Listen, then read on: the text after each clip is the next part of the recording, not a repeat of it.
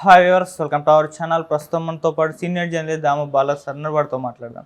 నమస్కారం సార్. నమస్తే sir, Telugudesam party ఛానళ్లకు విజయసాయిరెడ్డి షాక్ ఇచ్చారు సార్. హైకోర్టు కూడా వాళ్ళ ఛానల్ని మందలించింది అని చెప్తున్నారు. అసలు ఏం జరిగింది మొత్తం కేసులో? మరి టీడీపీ ఛానల్కి హైకోర్టు ఏం చెప్పింది, విజయసాయిరెడ్డి ఏం చేశారు సార్?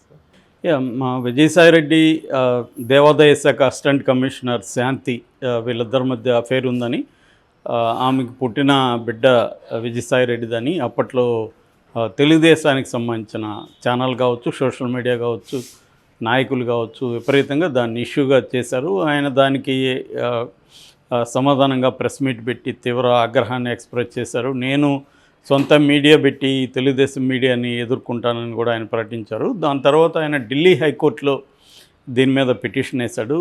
మొత్తం 9 ఛానళ్ళ మీద ఆయన వేశాడు. ఈటీవీ, ఏబిఎన్, తర్వాత టీవీ5, మహా టీవీ, ఆర్టీవీ ప్లస్ 4 ఛానళ్ళు. సో మొత్తం 9 ఛానళ్ళ మీద ఆయన 10 కోట్ల పరువు నష్టానికి వేశాడు. దాంతో అది నిన్న విచారణకు వచ్చింది ఢిల్లీ హైకోర్టులో. ఢిల్లీ హైకోర్టు ఈ ఛానళ్ళ మీద తీవ్ర ఆగ్రహాన్ని ఎక్స్ప్రెస్ చేసిందని చెప్తున్నారు. సో ఇలాంటివి చేయకండి, దాంట్లో వేరే ఒక ఫ్యామిలీని తీసుకొని, ఒక స్త్రీని తీసుకొని ఇలాగ మాట్లాడడం, డిఎన్ఏ టెస్ట్ చేయించాలనడం, వాళ్ళ ఫోటోల్ని మార్ఫింగ్లు చేసి పెట్టడం, ఇదంతా కూడా దుర్మార్గం అని చెప్పిందని, అట్లాగే ఈ వీడియోలు కావచ్చు, కథనాలు కావచ్చు, ఇవన్నీ తీసేయమని, అంటే ప్రింట్లో ఉన్న కథనాలు ఛానళ్ళల్లో లేకపోతే యూట్యూబ్ ఛానల్లో ఉన్న వీడియోలు వీటన్నిటినీ తీసేసి బ్లాక్ చేయమని ఆదేశాలు జారీ చేస్తుంది. ఆ రకంగా విజయసాయిరెడ్డి కొంత ఊరట అని చెప్పొచ్చు. ఈ ఛానళ్ళకి కొంత కోర్టు ఒక ఆగ్రహాన్ని వ్యక్తం చేయడం, అంటే ఇది తప్పు చేసినాయని కోర్టు నమ్మినట్టుగా మనకు అర్థమవుతుంది. నిజానికి ఇదేంటంటే కేవలం తెలుగుదేశం ఛానల్ అని ఈ తప్పు చేసినట్టుగా మనం చెప్పాల్సిన అవసరం లేదు.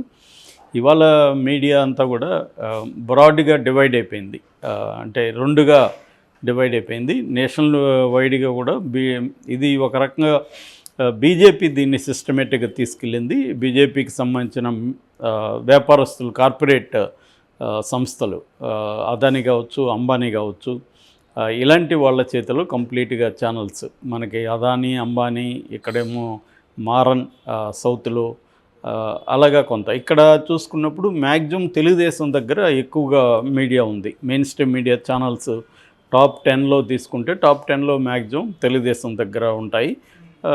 టీవీ9, ఎన్టీవీ లాంటివి కొంతవరకు ఎలక్షన్ టైంలో జగన్ వైపు ఉన్నాయి, కానీ ఇవి ఉన్నంత అగ్రెసివ్గా అవి ఉండవు. ఓన్లీ ఒక రకంగా చెప్పాలంటే సాక్షి టీవీ కావచ్చు, పత్రిక కావచ్చు, ఇది బలంగా జగన్ వైపు ఉన్నాయి. మిగతావి కొంతవరకు యూట్యూబ్ ఛానల్లో కొన్ని ఛానళ్ళు ఉన్నాయి. ఏదేమైనా మన అందరికీ తెలుసు,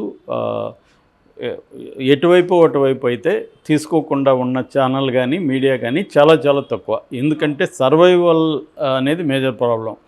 ఇవాళ ఓన్లీ గూగుల్ యాడ్స్ మీద బతికే పరిస్థితి లేదు.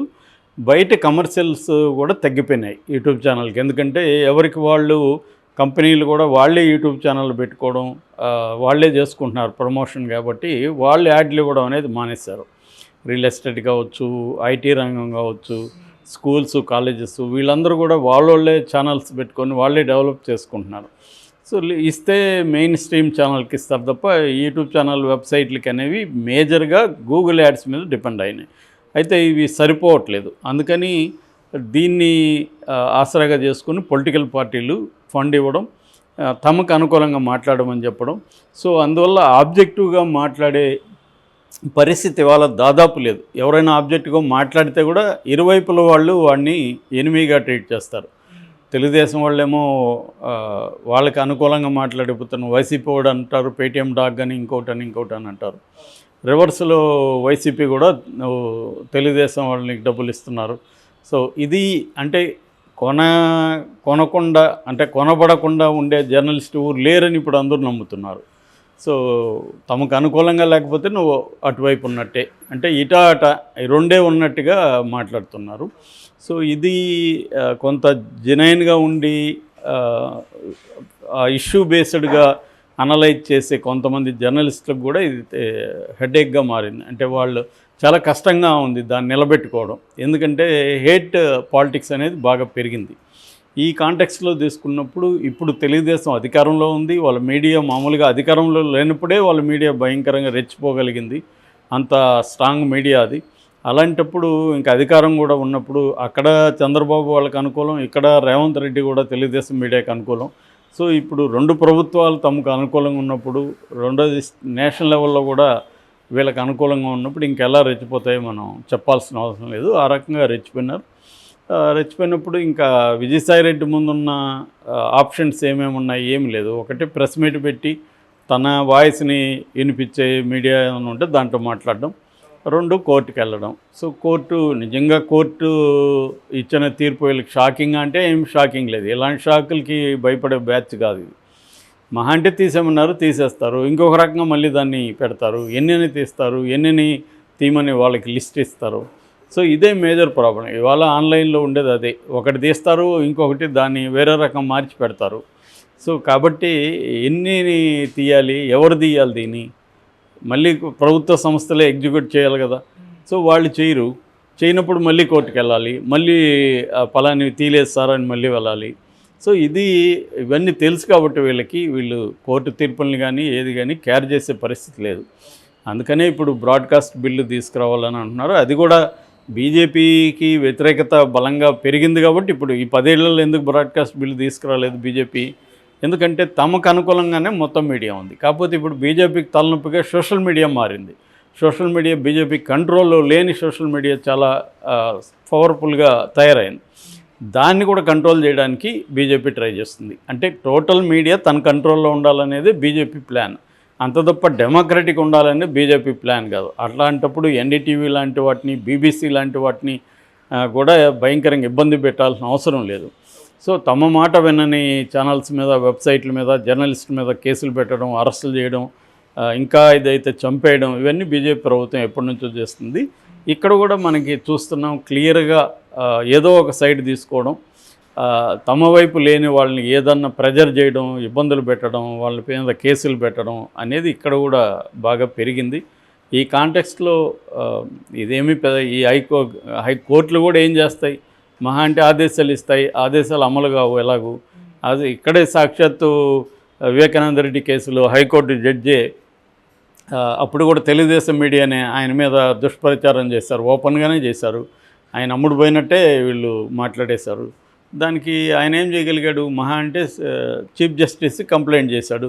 చీఫ్ జస్టిస్ ఏం చేయగలిగాడు? ఇప్పటివరకు ఏమీ చర్యలేదు. కాబట్టి కోర్టులు కూడా ఈ బలమైన వ్యవస్థల, మీడియా వ్యవస్థల్ని ఏమీ చేసే పరిస్థితిలో లేవు.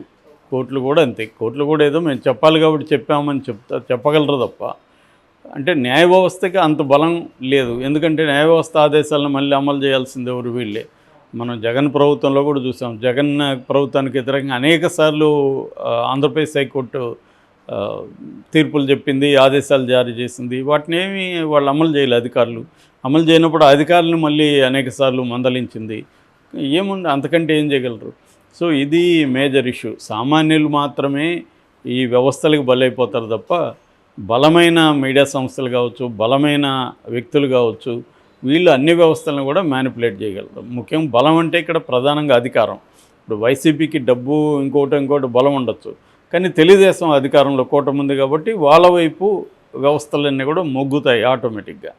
ఇదే ఇండియాలో ఎప్పటి నుంచో జరుగుతుంది. అందుకు లేటెస్ట్ తార్కాణంగా మనం విజయసాయిరెడ్డి చెప్పచ్చు. సో విజయసాయిరెడ్డి వరస్ట్ అంటే ఆయన ఒక ఛానల్ పెట్టి ఒక మీడియా హౌస్ పెట్టే అవకాశం ఉంది. అది కూడా మళ్ళీ ఇలాగే తయారవుతుంది. ఎందుకంటే ఇవాళ ఉన్న మోడల్ అదే. విజయసాయిరెడ్డి అయినా డెమోక్రటిక్గా నడపాలని ఆయనకు ఉన్నా కూడా నడపలేరు. ప్రాక్టీసులకు వచ్చేస్తే ఆయన మంత్లీ ఎక్స్పెన్సెస్, దాని వన్ టైము ఇన్వెస్ట్మెంటు, ఇవన్నీ రికవరీ కావాలంటే విపరీతంగా బ్లాక్ మనీ ఉండి పంపు చేస్తే కానీ రికవర్ అవ్వదు. సో ఆయన అంత చేయలేని పరిస్థితి ఉన్నప్పుడు ఏం చేయాలి? మళ్ళీ వాళ్ళు కూడా ఇదే మోడల్లోకి వచ్చేసి తమ ప్రత్యర్థుల మీద బురదల్లడం, వాళ్ళని బ్లాక్మెయిల్ చేయడం, ఈ మోడల్లోకి వెళ్ళిపోవాల్సిందే. విజయసాయిరెడ్డి పెట్టినా, ఎవరు పెట్టినా, మంచి ఉద్దేశంతో పెట్టినా, ఇంకొక ఉద్దేశంతో పెట్టినా మోడల్ అయితే ఇదే ఇప్పుడు.